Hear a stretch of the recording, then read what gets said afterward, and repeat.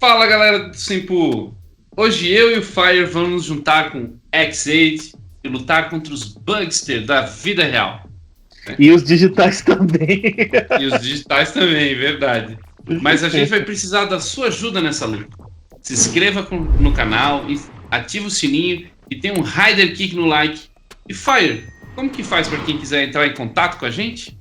A gente tem várias formas de vocês falarem com a gente, mas eu acho que o jeito mais fácil é você mandando um e-mail pra gente lá no sempu@sempu.com.br. Mais fácil por quê? Porque nos programas que a gente grava no YouTube e no SempuCast, a gente sempre lê os comentários da galera na live de segunda. A gente tem uma live que acontece toda segunda, que a gente costuma ler os e-mails que o pessoal manda pra gente. sempu@sempu.com.br. Manda e-mail lá pra gente, fala o que você tá achando do programa, manda sugestão, manda dúvida, manda crítica. A gente quer saber de tudo que vocês estão pensando sobre o nosso querido Dr. Sempu ou sobre qualquer outra, outra obra que o Sempu produza.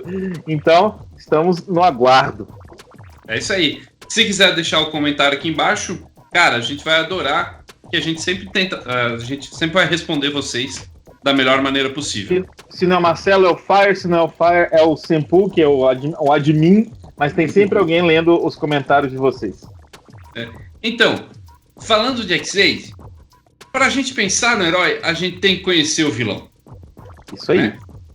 E aí a gente olha assim, os bugsters. Quais seriam os bugsters da vida real? E o que eles conseguem fazer no nosso corpo? Né? Bom, primeiro a gente tem que pensar numa coisa. A gente tem que pensar na relação entre espécies. Toda espécie, quando vai interagir com outra espécie, ela vai poder ter uma interação positiva ou negativa. Então, positiva é quando eu estou ganhando alguma coisa, negativa é quando eu estou perdendo. Se for positivo para os dois, a gente vai chamar de simbiose ou comensalismo. E aí a gente tem vários exemplos e tal, mas não vem ao caso agora. Eu e churrasco, por exemplo. Eu e cerveja também, aí, tá valendo. Todo mundo ganha. Mas o que interessa pra gente agora é um tipo de interação específica que é positiva para um e negativa para outro. Excelente. E esse tipo específico a gente chama de parasitismo. Então, nesse caso, essa relação é positiva para o parasita e negativa para o hospedeiro, né? Porque o parasita vai usar toda a energia do hospedeiro para ele e o hospedeiro vai sempre perder alguma coisa. A gente tem a primeira coisa, a gente identificou o que são os bugs. Eles são parasitas. E, a gente encontra eles dentro do corpo das pessoas. Os próprios bugs, eles mudam de tamanho, eles têm tamanhos diferentes. Parasitas também. A gente vai ter desde pequenininho até alguns como vários metros de comprimento, como as tênias, né, as solitárias. Ou aquele cunhado que vem filar sua geladeira sempre, né? Como você tinha Exatamente. falado. Exatamente. Esse é um ótimo. Então, eu até achei interessante que você falou hospedeiro, e geralmente o hóspede dá um trabalho. Exatamente. Só que o hospedeiro é quem hospeda. Ah, tá. Então, no caso, é a gente. Então, exatamente. O hóspede é o parasita, digamos assim. Né? Perfeito. Ele vem, come toda a sua comida e vai embora. Olha aí. Excelente. Mas hoje a gente vai falar então dos menores parasitas que a gente tem, que são os vírus. Por que a gente vai dizer que os bugsters são vírus? A menor forma deles é aquela tripinha, assim, uns anelzinhos, só com uma cabecinha bem diferentinha e tal. Depois vou mostrar uma foto melhor. Eu estiver explicando uma outra coisa. Como aquela menor formazinha dele e é pequenininho, está dentro do corpo da gente, a gente então vai dizer que eles são vírus. Mas então, o que são vírus? Quais são as características dos vírus? Então, a primeira coisa, eles são muito pequenos. Vamos pensar assim, vamos entender vamos entrar nesse universo, entender o tamanho desse universo. A primeira coisa, temos o metro. O metro é a nossa medida básica de tamanho. A menos que você seja, se hoje o sistema imperial, né, o metro é a medida básica. Sim. Se a gente pegar esse metro e dividir por 1000, esse pedacinho que sobrar, um pedacinho desse é 1 milímetro. É muito pequenininho. Já é pequenininho. Já demais. Temos aqui a famosa régua. Então 1 milímetro a gente consegue ver. 1 milímetro é pequenininho, mas a gente dá um jeito. Aí a gente pega esse 1 milímetro pequenininho aqui e divide por 1000. Nossa. Isso é um micrômetro. Eu não consigo nem enxergar isso, já fiquei confuso. A gente já não consegue mais enxergar. Isso a gente já precisa de microscópio para ver. Aí agora a gente pega esse micrômetro e divide por 1000 de novo. Não tem. Que isso? Isso é o nanômetro. O menor dos vírus, tá? O menor dos vírus que a gente conhece, tem aproximadamente 20 nanômetros. Por isso que fala quando a pessoa é pequena que ela é nanica. Exatamente. Perfeito. Só que numa proporção muito absurda de pequeno. Muito absurda, muito absurda. O tamanho mais padrão, mais médio, assim, dos vírus é perto dos 100 nanômetros. E o maior deles, que é o Pandora vírus, ele tem aproximadamente 1000 nanômetros. Ah, mas como é que o que a gente pode pensar para ter uma ideia melhor da questão do tamanho, né? Então aqui eu trouxe um desenho que vai ajudar a gente. Aquele círculo grandão ali é uma célula humana. Ele tem aproximadamente uns 10 a 30 micrômetros, tá? Dependendo da célula. Tem células maiores, tem células menores. Aí ali em cima tem uma bactéria. Ele vai ter de 2 a 3 micrômetros. Tá vendo que tem um pontinho bem pequenininho ali, quase não dá para ver? Tô vendo. Então, aqueles ali são os menores vírus que a gente conhece, que são os picornavírus. Uau! Né? Eles têm de 20 a 30 nanômetros. São perigosos, Marcelo? São muito nocivos à saúde do homem, alguma coisa? Não, esses não. Esses não são mais de plantas, eles não chegam a incomodar tanto a gente, não. Né? Entendi. Então o tamanho pode ser documento ou não, né? Depende. Depende. Porque, por exemplo, a gente pode pegar o vírus da gripe, ele tem 80 a 120 nanômetros. O HIV tem 100 a 130. E a herpes, 160 a 230. E olha o herpes, que é um grandão ali, olha em comparação à célula humana. É praticamente a navezinha entrando na Estrela da Morte. Isso. O que é interessante pra gente, nesse outro lado, é o coronavírus, né? Que é o vírus que está incomodando bastante a gente agora. É o vilão principal na nossa história. Se você comparar ali com o vírus da influenza, que é... O que é o vírus da influenza? É o vírus da gripe comum. O coronavírus é um pouco maior só que o vírus da gripe. E eles são, Marcelo, eles são parecidos de alguma forma? Porque os sintomas são meio parecidos que o pessoal fala. Ou não tem nada a ver? Na verdade, sim. Eles são parecidos em questão de estrutura, de como eles se organizam. As proteínas que eles vão utilizar para entrar na célula são diferentes. São diferentes. Aí uma coisa interessante que a gente pode falar de vírus, né, exclusivo de vírus, é que eles são uma pedra no sapato da teoria celular. Você já ouviu falar da teoria celular, Fai? Já, mas eu gostaria que você contasse para todo mundo. Olha que ótimo orelha que eu sou. Né? Então, a teoria celular ela diz assim, que a menor parte funcional de um ser vivo é uma célula. Uma célula. Certo? Não existe ser vivo que seja menor que uma célula. Ele vai sempre ter pelo menos uma célula. Toda célula veio de uma célula que já existia. É proveniente de uma célula já existente. Essa é a teoria celular. Mas vírus não tem célula. E aí? O que acontece? Tem toda uma discussão se é vida ou se não é vida. Porque o interessante de vírus é que eles têm características de seres não vivos e características de seres vivos. Uhum. Quais são as características de seres não vivos? São ametábolos, palavra complicada. Então, eles não têm metabolismo. O que é metabolismo? Eles não quebram outras moléculas para se alimentar.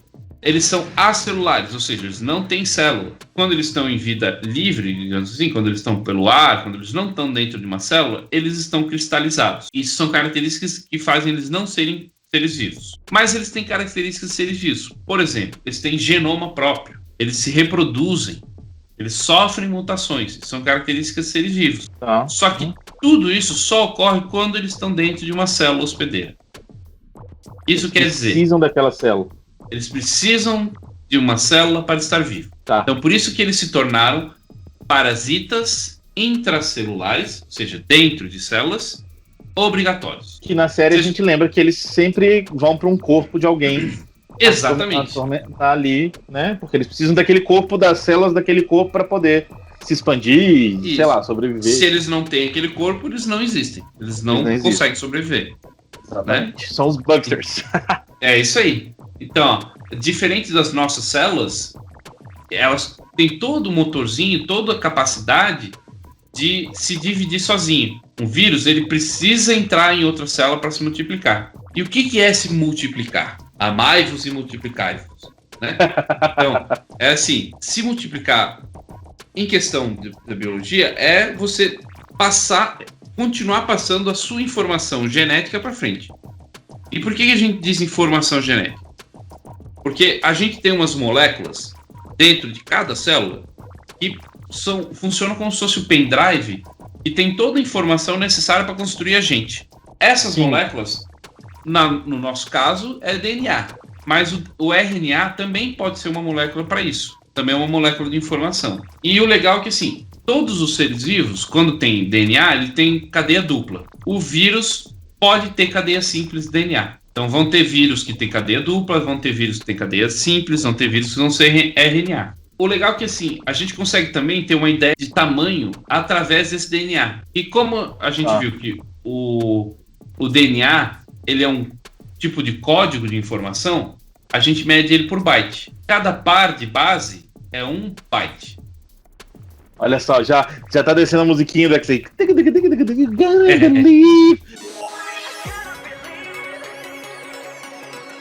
Toda digital. Very nice. Então, por isso que faz sentido até brincar ali com a questão dos games, tá junto e tá ali, porque é informação, né? É uma forma de medir informação. Claro. E daí, os vírus, eles vão ter em média de 7 a 20 kilobytes, né? Ou seja, 7 a 20 mil pares de base. Um dos maiores vírus, o Pandora vírus, tem aproximadamente 2,5 milhões. Né? É muita coisa. Ou seja, 2,5 megabytes. Ou seja, com 2 disquete, a gente é dessa época, já tinha esse vírus. Com dois jogos do Elifoot. Exatamente. Ou então um Elifoot e um Carmen Sandiego. Mas aí, assim, 2 milhões, será que é muito? O que você acha? Parece 2 muito, milhões né? É muita coisa? Dá muita impressão. Dá impressão. Quando fala 2 milhões, você fala assim, meu Deus, já era, morremos, acabou. Não tem outra opção. Mas parece que não, né? Então, as nossas células, em geral, têm uma média de 3 bilhões de pares de base. Ou seja, 3 giga. Olha aí. É mais 10 vezes mais. Enquanto o maior genoma que a gente conhece tem 22 gigabytes de pares de base. Gigante. Então, a diferença, isso mostra o quanto, né, o tamanho é diferente. Aí, sobre aquela parte, é vida, não é, e tal. O pessoal que defende que é vida, ele tem duas vertentes. Uma, a vertente mais clássica, né, ela vai dizer que o vírus ele pode ser considerado um ser vivo, mas ele só é considerado um ser vivo quando ele está numa célula. Sim. Porque é ali onde ele vai estar se reproduzindo, vai estar sofrendo a mutação, vai acontecer, exatamente. Aí tem uma teoria moderna mais interessante, que ela foi pesquisar a história. E isso eles fazem com um monte de análise matemática e um monte de coisa, e eles chamam isso de filogenia. Aí eles analisaram as proteínas que tem em vírus e em bactérias mais antigas. E eles descobriram, por proximidade e tal, muito provavelmente, esses vírus já tiveram células. Só que com a evolução e o passar do tempo, eles se tornaram parasitas estritos, ou seja, só eram parasitas, e eles acabaram perdendo as células. Porque eles podiam usar as células dos outros, é isso? Exatamente. Porque é muito caro produzir uma célula. Se você vai usar a célula dos outros, economiza isso, joga fora. Pra que eu vou beber minha cerveja se eu posso beber a cerveja do coleguinha?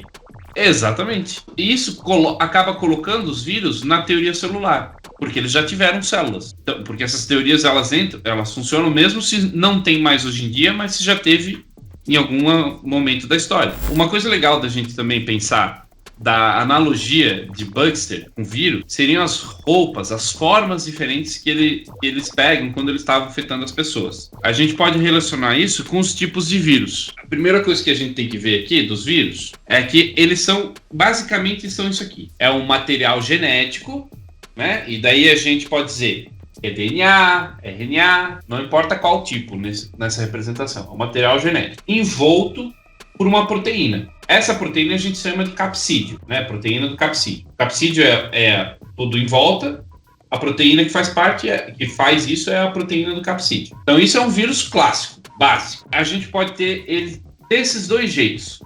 A gente vai ter o vírus nu e a gente vai ter o vírus encapsulado. Então, o que é o vírus nu? O vírus nu, ele vai ter só a proteína do capsídeo e as proteínas de ligação. O encapsulado, ele vai ter as proteínas do capsídeo e uma cápsula ao redor de outras proteínas. Quase como uma armadura.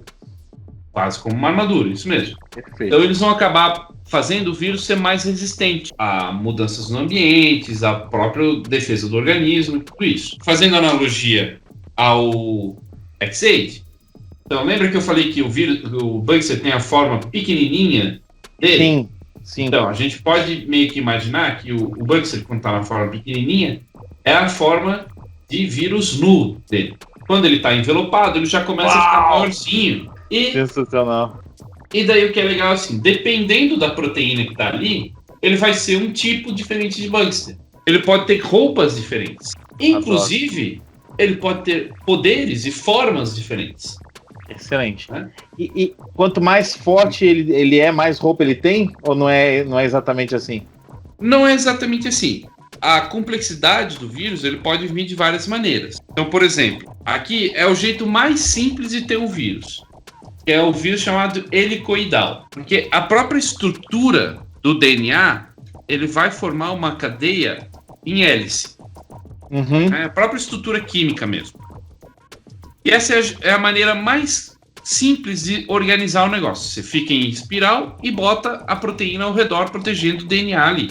Os vírus começam a ficar mais complexos quando vai se adicionando mais proteínas, né? Mais estruturas químicas. E daí essas proteínas elas vão se dobrando, vão formando ângulos, e daí elas começam a virar dados de RPG. Melhor parte.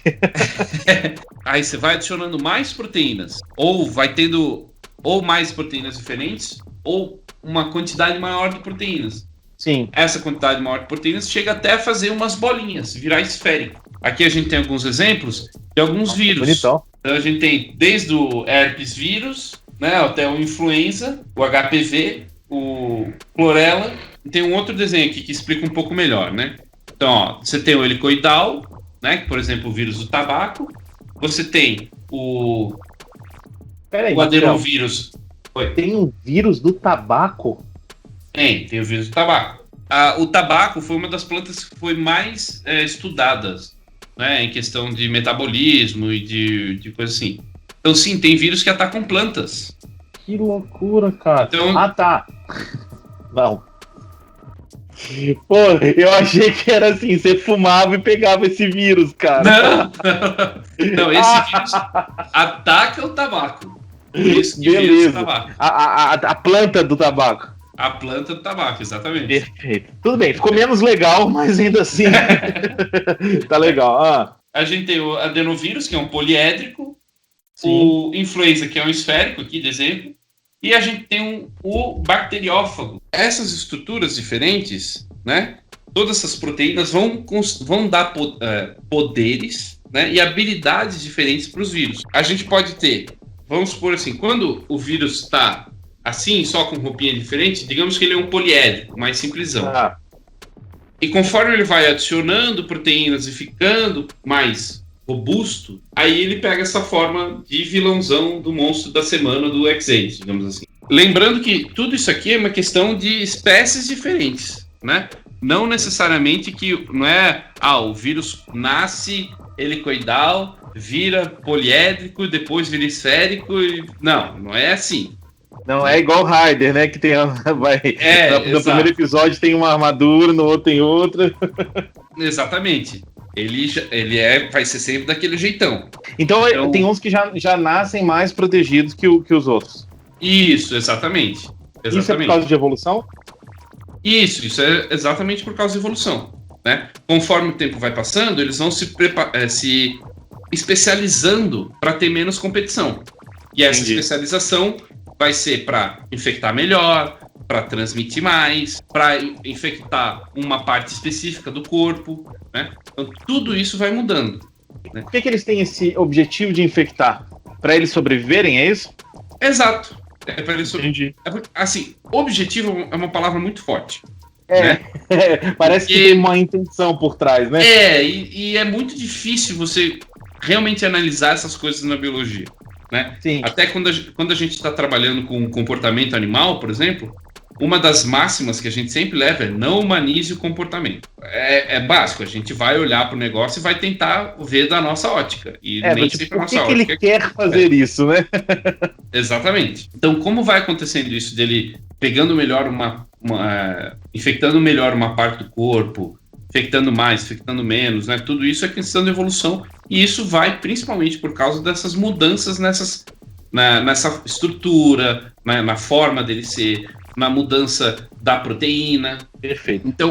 Então isso é bastante interessante, assim, né? De ver como essas mudanças afetam tudo isso. E agora falando do nosso cara especial, do nosso amiguinho, né?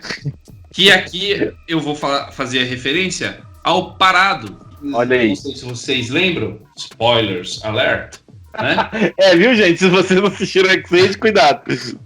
O Parado é um vírus. Né? Ele é um bugster. Só que ele acaba virando o herói. Né? Ele se junta com o X-Age e tudo mais. Ele é uma excelente analogia para os bacteriófagos.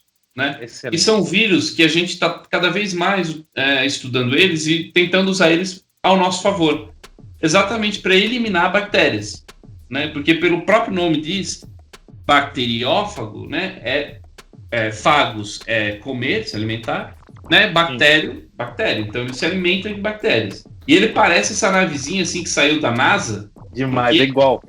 É muito interessante. Como é que funciona? Todas essas bolinhas ali é como são representadas as proteínas que estão ao redor dele. Sim. Então ele anda lá de qualquer jeito e tal, ele é transportado, bate numa bactéria e daí ele vai colocar todo o material genético para dentro da bactéria e vai se reproduzir até a bactéria morrer. Ela chega até quase a explodir, né? Ela se desfaz. Né? Que é que eu te falei, né? Se tem explosão, provavelmente tem a ver com Tokusatsu. A gente só ainda não descobriu faísca quando ocorre isso, mas fora isso, tem explosão, né? Em breve, faíscas. Tudo muito legal, assim, porque como funciona o vírus? A partir do momento que ele entra na célula, ele vai desfazer aquela cápsula e ele vai aproveitar todo o maquinário para produzir só coisa dele. Só partes que sejam importantes para ele. Então ele vai produzir, ele vai montar, ele vai primeiro duplicar todo o DNA para ter mais DNA dele, mais cópias dele. Depois ele vai fazer as proteínas para proteger ele, né, as cápsulas e tal. Sim. E daí depois, aí tem duas coisas que ele pode fazer. Ou ele pode se ejetar da célula, e a célula fica enfraquecida, podendo morrer ou não. Ou ele vai usar tanta energia da célula que a célula acaba morrendo. A célula morre e ela se desintegra. Por que uns então explodem e os outros ejetam? Então, aí vai muito de vírus para vírus, assim. Vai muito das proteínas que ele tem, das características que ele tem. Vai de cada vírus, assim. Não tem esse faz isso por isso e aquele faz isso por aquilo. Não, é porque é da característica dele. Isso. Se eu não me engano, aproximadamente 70% das doenças causadas em humanos são causadas por vírus. Nossa, é muita coisa. Quando um médico olha para você e fala, é virose, ele tá chutando por alto, né? É porque tem chance de ser, é isso. Tem 70% de chance de ser. Se o médico falar, é virose, e te passa um antibiótico, você fala que o médico é louco, porque antibiótico é para bactéria, não é para vírus. Né? Mas vamos deixar isso de remédios e coisas contra vírus. Nós vamos deixar para o nosso próximo episódio, hein, gente? Ó, já fica chamada para o próximo. Eu já ia levantar uma pergunta sobre isso, enfim, deixa para o próximo. É isso aí. Aí, assim, outras coisas que são muito comuns em vírus, em viroses. Febre, dor de cabeça e diarreia são os 3 sintomas mais comuns de várias doenças. Várias. Um milhão de doenças que tem esses sintomas, né? Exatamente. Aí o que o médico tem que fazer? Ele tem que fazer mais exames para ver o que pode ser. Aí ele vai analisar a plaqueta, vai analisar todas as outras coisas para ver onde que tá, o que está causando esses sintomas, né? Depois a gente vai ver A febre faz parte de uma das nossas defesas do corpo e a gente vai falar um pouco sobre isso depois. Gente, e o doutor lá, ele não é um mago que sabe assim, ó, isso é isso. Não, ele vai cruzando informação e ele vai juntando. Exato. Febre, diarreia. Já eliminou um monte que não tem febre, diarreia. Aí febre, diarreia e tosse. Febre, diarreia, tosse, tananã. E assim vai até ele conseguir chegar numa coisa mais próxima. E às vezes, mesmo assim, não é né? Ele não consegue achar. Então, exato. Muito. E é aquele negócio, tosse, catarro. Qual é a cor do catarro? Tudo isso, cara. Quanto dá mais pra ir aprofundando, né? Exatamente. E aí pede exame, e assim vai. Então, gente, se o doutor fala só assim, é virose, vai pra casa, não sei, talvez consulte outra pessoa.